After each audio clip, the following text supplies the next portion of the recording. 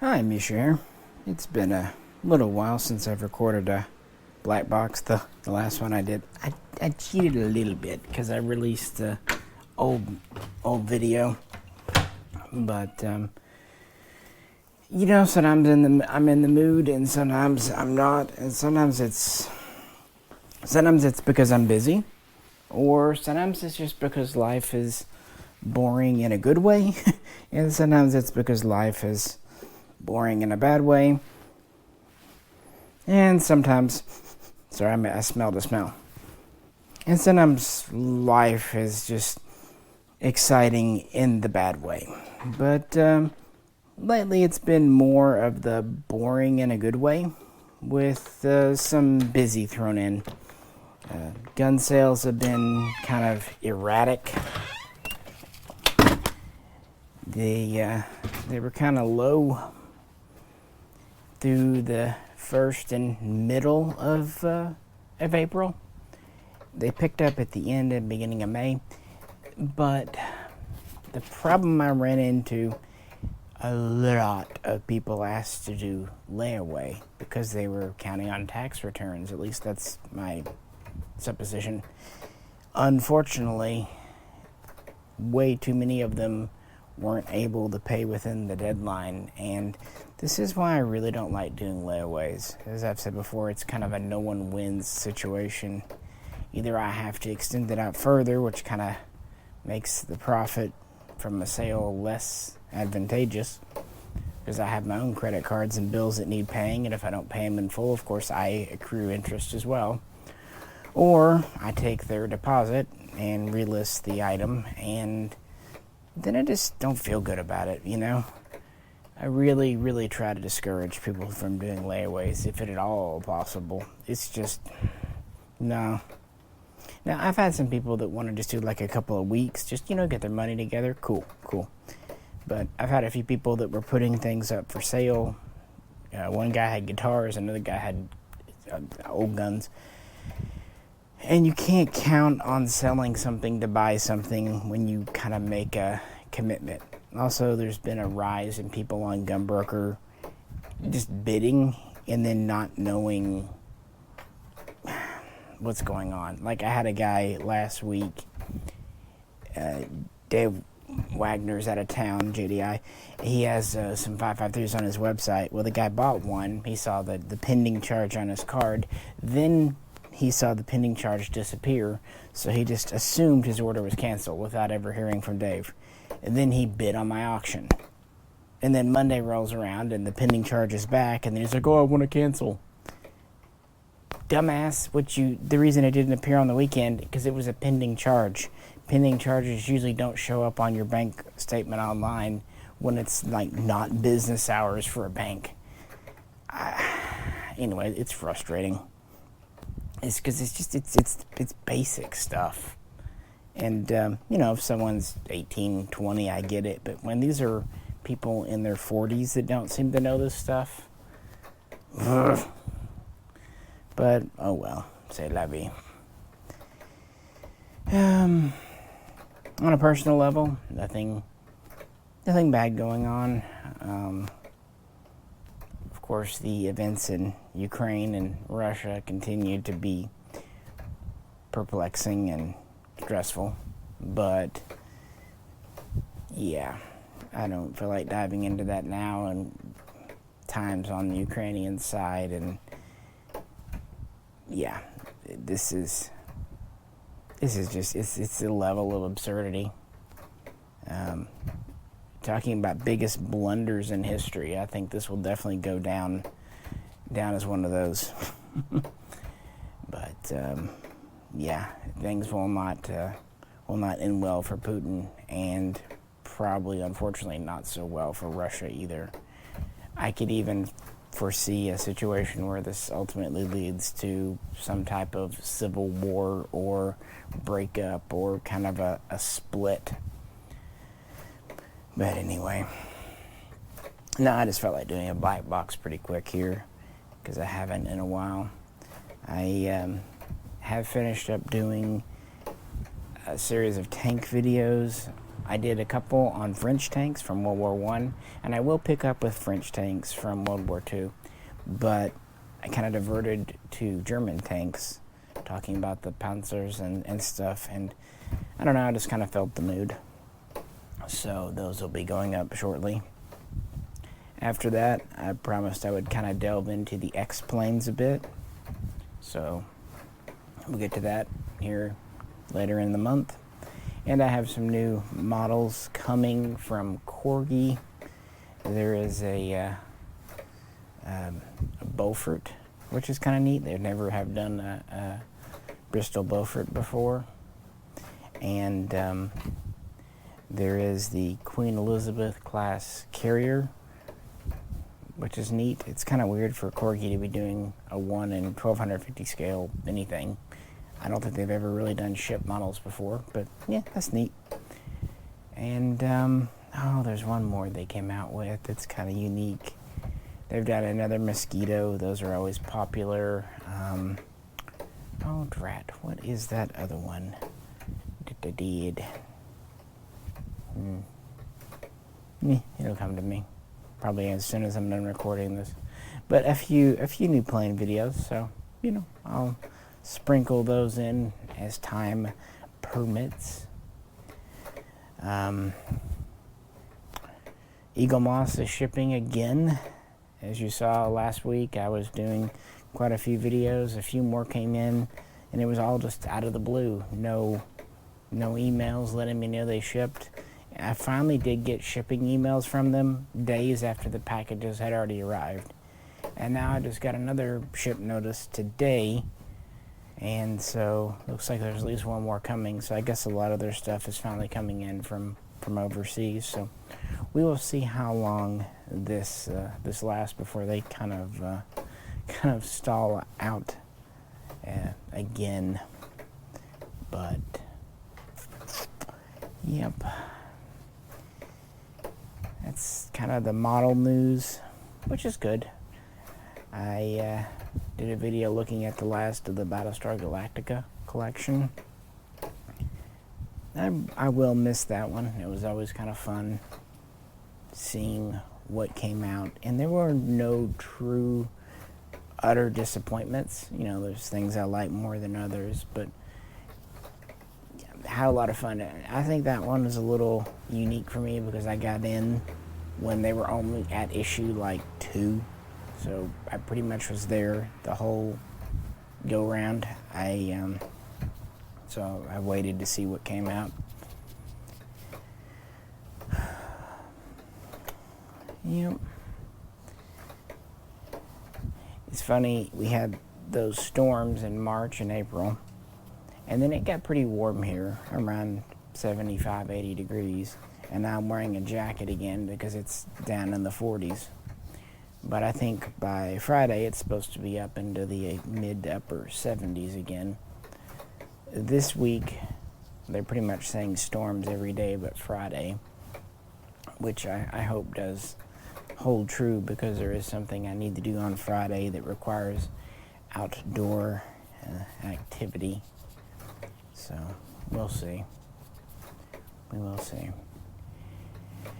A few new guns I'm working on for the main channel, but I've been waiting on some parts to come in, and also just, you know, haven't had the biggest drive. Finally, I'm completing the Beretta AR-70-90. Unfortunately, because of YouTube's policies and rules, I can't really do a how-to, a build video. I'm even kind of reluctant to show the receiver shells now with the new stuff about 80% lowers and uppers and all that. So the way things are now, probably best just to show the completed gun working.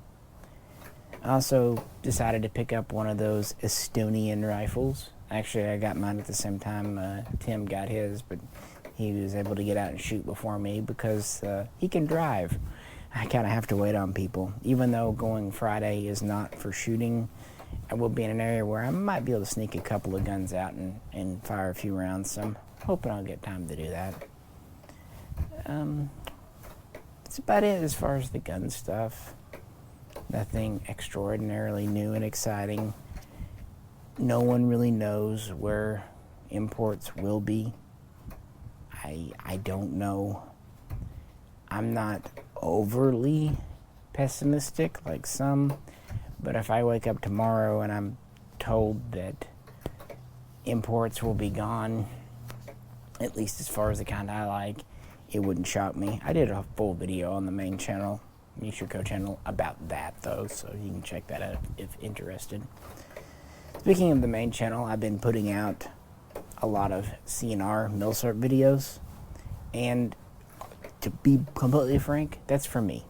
Anyone else who enjoys them, that is wonderful. I love sharing. The thing is, they get like 2 views. Okay, but really, yeah. And I really don't get that, because to me, guns with history, be it developmental history, you know, if John Browning or John Pedersen or John Garand, but basically a John, Arikijiro Nambu, or Jorge Luger. I love hearing about the guns that they did, and I love like just the development cycles, especially like early prototypes or even like early production models. You know, like in the first 10,000 they did this weird thing that they stopped doing afterwards. And then it's interesting to hear the service history. For example, I just released a couple of days ago a video on the main channel about the Astra 600. I've had one in my collection for a while. We've even shot it, but another one came in the store with the earlier World War II style markings. And one thing I didn't know, I mean, I knew it was a West German police gun, and it's designated the P3, the P1 being the P38, the P2 being the SIG P210-4, and those were the 3 police 9mm from the 50s and 60s before the Walther P4, the Walther P5, the SIG P6, the HK P7 came along in the 70s. Okay, one thing I didn't know is that the Bundeswehr in Germany, when it formed and was young, it took a lot of personnel from the BGS, the German border guards. Now the border guards were using the P3, the P1, you know, whatever.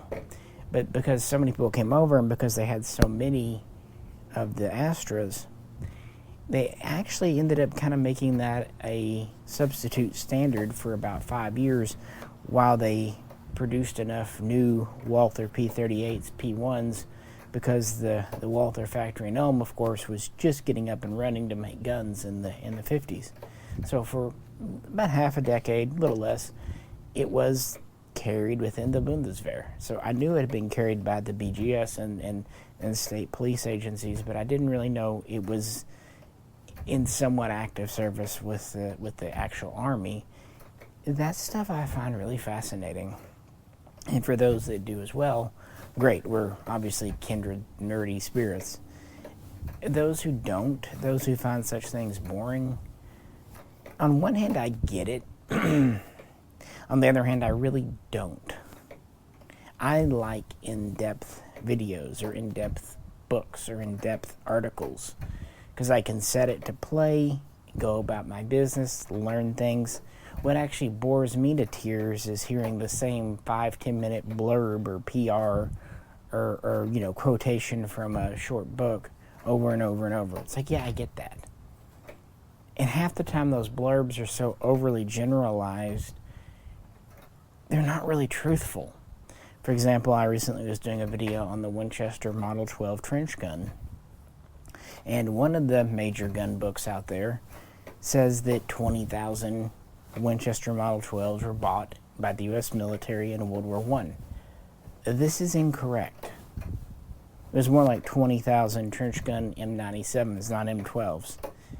And I understand the error. You know, you say Winchester trench gun, they're both Winchester, you know, wires get crossed, and probably most people would never notice or care. To me, though, that does matter. But again, those videos don't get a lot of views, and I'm still going to keep making them because they make me happy, and if nothing else, I learn things and get my thoughts in order as I don't really write scripts, but I do take notes and kind of storyboard it in my head how I want to do things. So I like doing that because sometimes I'm doing things and I'll realize something, kind of put two and two together as I'm processing the data, and sometimes it's years later. I mean, I've shot the Astros for 20 years and never really thought about it too deeply. And also learned about my Winchester Model 12, the trench gun.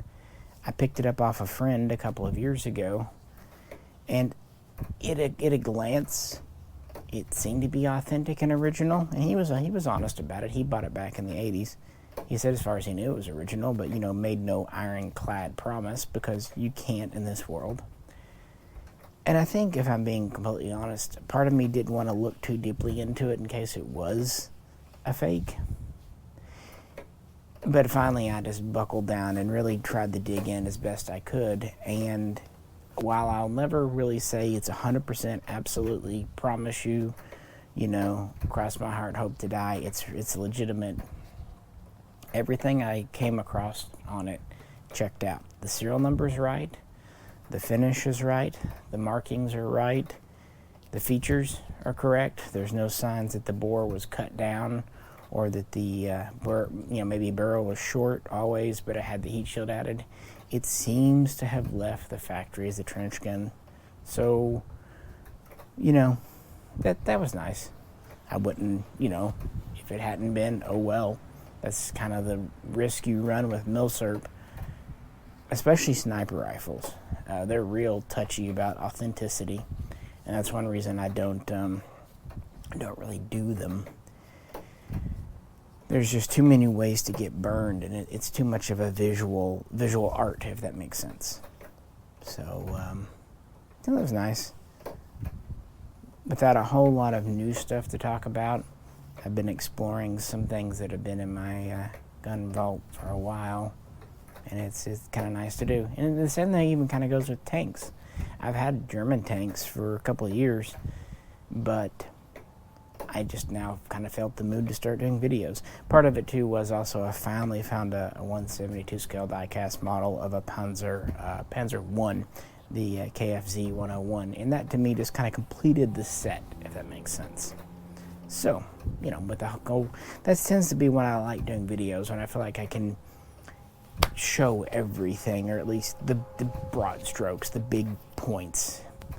I do like collecting, I do like series, but it's not just saying, oh, I have them all. It's having a lineage, having a family going, this led to this, this led to this. You can see the change here.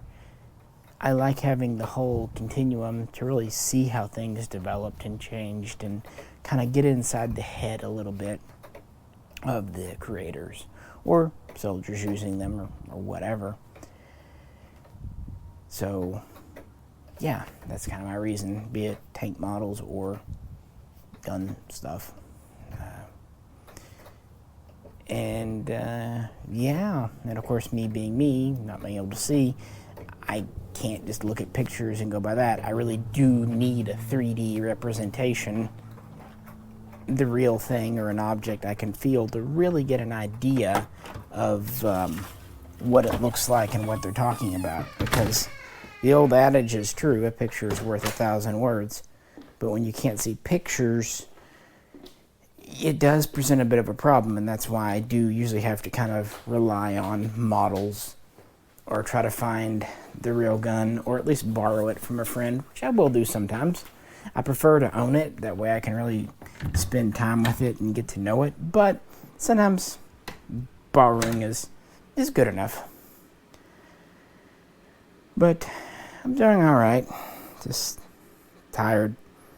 It was a stormy March and a lot of storms in April. Work was either boring and nothing going on, or tons of orders. Had a real struggle getting shipments out at the beginning of this week for various reasons. So just got everything out and taken care of. But I have recorded a number of videos for you here, and working on some new ones for the main channel too. So check those out if you can.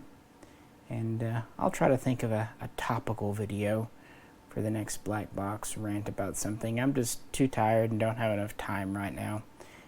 So with that, I better get back to it. I need to take care of some paperwork on the computer and what have you. So I do sincerely hope everyone's doing a-okay. This is Misha. Get you very soon next time.